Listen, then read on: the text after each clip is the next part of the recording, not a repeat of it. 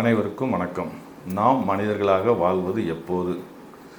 கடவுளின் அன்பில் பிறந்த பிள்ளைகள் சில தடமாறி போனது வெறுப்பை மனதில் வளர்த்து. ஆயுதங்களை கையில் எடுத்து மதம் என்னும் போர்வைக்குள் மனித மிருகங்களாக நடமாடுது. மதம் போதிக்கும் நல்லதை மறந்து மற்ற மதத்தை அழிக்க நினைக்குது. எவனோ வாழ உன்னை அழைக்கிறான், உன் மனம் என்ன மறுக்கிறது?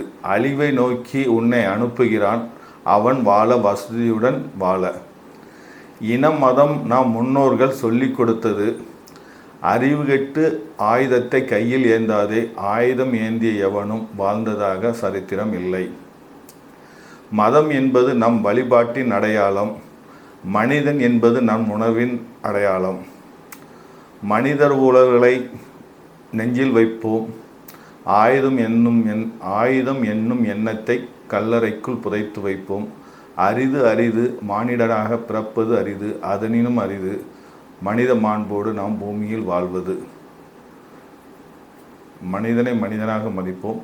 அன்புடன் பா. கணேசன். வணக்கம்.